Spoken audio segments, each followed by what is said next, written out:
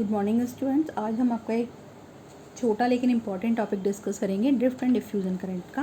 Drift and diffusion current को पढ़ने से हमारा पर्पज़ ये है कि इसको पढ़ने के बाद हम ये जान सकेंगे कि बेसिकली एक इंट्रिंसिक सेमीकंडक्टर में कंडक्शन कैसे पॉसिबल हो पाता है। करंट कंडक्शन की यहाँ पे हम बात कर रहे हैं। जो इंट्रिंसिक सेमीकंडक्टर होता है वो आप जानते हैं शुद्ध अर्धचालक होता है, यानी कि उसमें एक ही प्रकार के पदार्थ के परमाणु उपस्थित होते हैं। कोई भी किसी भी तरह की इम्प्योरिटी एडिड नहीं होती है। मैंने आपको अपने एक लेक्चर में ये बताया था कि जो इंट्रिंसिक सेमीकंडक्टर होते हैं उसमें जो चार्ज कैरियर इलेक्ट्रॉन और होल वो दोनों प्रेजेंट होते हैं और दोनों आपके इक्वल अमाउंट में प्रेजेंट होते हैं। इसको भी यहाँ पे थोड़ा सा ब्रीफ में डिस्कस कर देती हूँ, ऐसा क्यों होता है। हम जानते हैं कि परम शून्य ताप यानी कि एब्सोल्यूट जीरो टेम्परेचर पे जो आपका intrinsic semiconductor behaves like a कुचालक यानी कि इंसुलेटर। इंट्रिंसिक सेमीकंडक्टर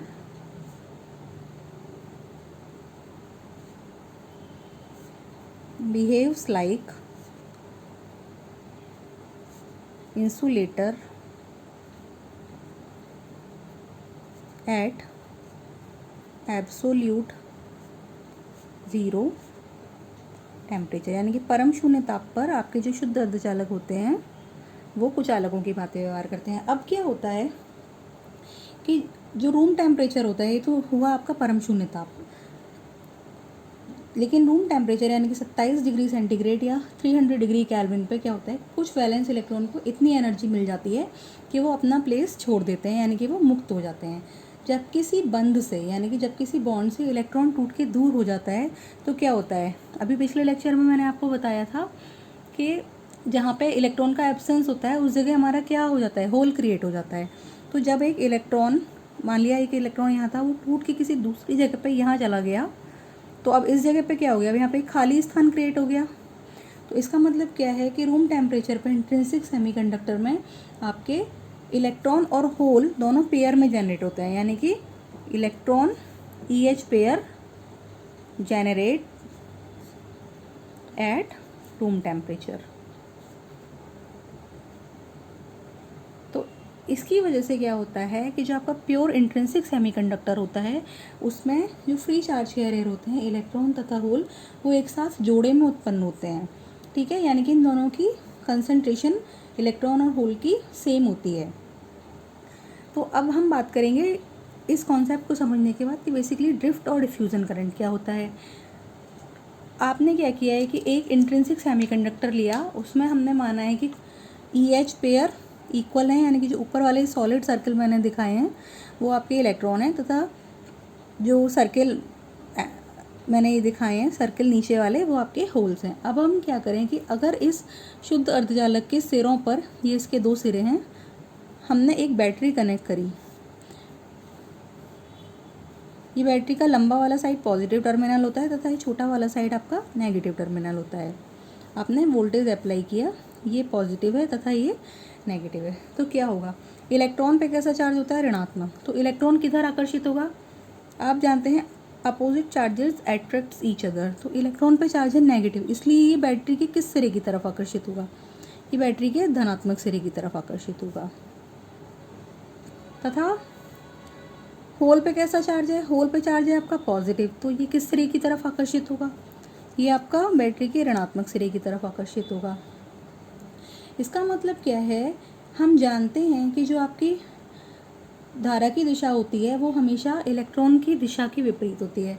तो डायरेक्शन ऑफ इलेक्ट्रॉन तो है ये और डायरेक्शन ऑफ होल है ये, तो डायरेक्शन ऑफ इलेक्ट्रॉन अगर ये है तो डायरेक्शन ऑफ करंट भी ये होगी, ठीक है। तथा जो डायरेक्शन ऑफ होल है,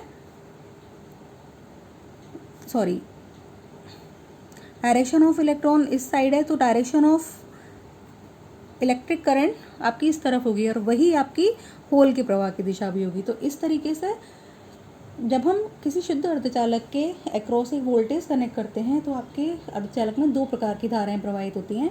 एक धारा जो इलेक्ट्रॉन की वजह से प्रवाहित होती है, दूसरी जो होल की वजह से प्रवाहित होती है। तो जो आपकी टोटल करंट होती है वो होगी आपकी IE, इस इलेक्ट्रॉन की वजह से IE और इस होल की वजह से IH। This will be IE plus IH। तो इस प्रकार की धारा जिसमें आवेश का प्रवाह अप्लाइड वोल्टेज की वजह से होता है उसको हम ड्रिफ्ट करंट यानी कि हिंदी में अनुगमन धारा कहते हैं। अब दूसरी आती है कि डिफ्यूज़न करंट क्या होती है। तो आई थिंक आप समझ गए होंगे, this is the drift current. आपने देखा ड्रिफ्ट करंट आपकी फ्लो हो रही है due to applied voltage. Drift current flows due to externally applied voltage। अब दूसरी आती है आपकी डिफ्यूज़न करंट। डिफ्यूज़न करंट क्या होती है कि अगर किसी भी मटेरियल में कैरियर कंसंट्रेशन समान नहीं है, यानी कि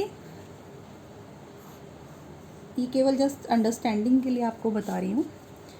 सपोज आपके इस मटेरियल में यहाँ पे इलेक्ट्रॉन्स ज़्यादा हैं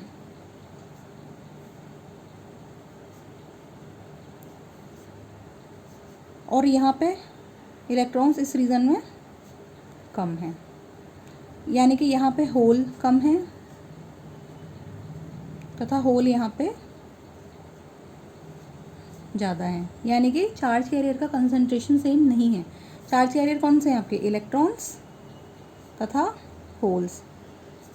इस मटेरियल में आप देख सकते हैं कि इलेक्ट्रॉन और होल का जो आपका कंसंट्रेशन है वो समान नहीं है। लेफ़्ट साइड पे आपके इलेक्ट्रॉन ज़्यादा हैं, होल कम है, तथा राइट साइड में आपके इलेक्ट्रॉन कम है, होल ज़्यादा हैं। तो क्या होगा कि जो आपके चार्ज कैरियर हैं वो हाई कंसंट्रेशन एरिया से लो कंसंट्रेशन एरिया की ओर मूव करेंगे, यानी कि इलेक्ट्रॉन इधर से इधर जाना चाहेंगे और होल इधर से इधर आना चाहेंगे।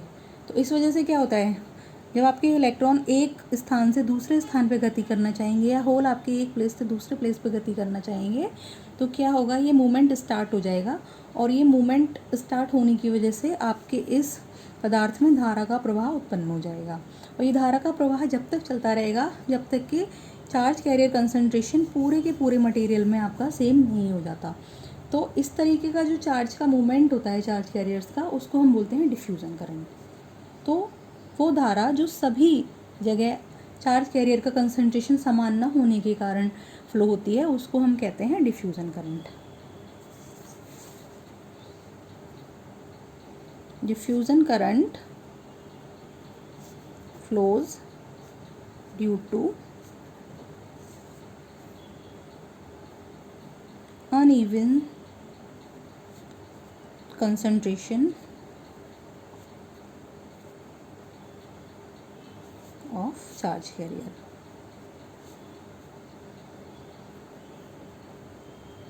इस तरीके से हमने देखा कि आपके किसी भी अर्धचालक में दो तरीके की धाराएं प्रवाहित हो सकती हैं, ड्रिफ्ट करंट तथा डिफ्यूज़न करंट। ड्रिफ्ट करंट आपकी एक्सटर्नली अप्लाइड वोल्टेज की वजह से होती है। एक्सटर्नल अप्लाइड वोल्टेज की वजह से आपके इलेक्ट्रॉन बैटरी के धनात्मक सिरे की तरफ आकर्षित हो जाते हैं तथा होल बैटरी के ऋणात्मक सिरे की तरफ आकर्षित हो जाते हैं, और इस तरह आपके पदार्थ में इलेक्ट्रॉन तथा होल दो करंट फ्लो होने लगती हैं और ये दोनों मिलकर आपकी टोटल करंट यानी कि ड्रिफ्ट करंट को कंस्टिट्यूट करती हैं। और अगर आपके किसी सेमीकंडक्टर मटेरियल में चार्ज कैरियर कंसंट्रेशन का डिस्ट्रीब्यूशन सेम नहीं है तो क्या होगा कि जहाँ पे चार्ज कैरियर कंसंट्रेशन हाई है वो लो वाले एरिया की तरफ अपने आप फ्लो होगा, और जब तक होगा जब तक कि पूरे मटेरियल में चार्ज कैरियर इक्वली डिस्ट्रीब्यूट ना हो जाए। तो इस वजह से आपकी मटेरियल में डिफ्यूज़न करंट कंस्टिट्यूट होती है। तो आज के लिए इतना ही। आई होप आपको ये लेक्चर समझ में आ गया होगा। फिर भी अगर किसी को कोई दिक्कत है तो वो मेरे से कमेंट सेक्शन में डाल के पूछ सकता है। आज के लिए थैंक यू क्लास।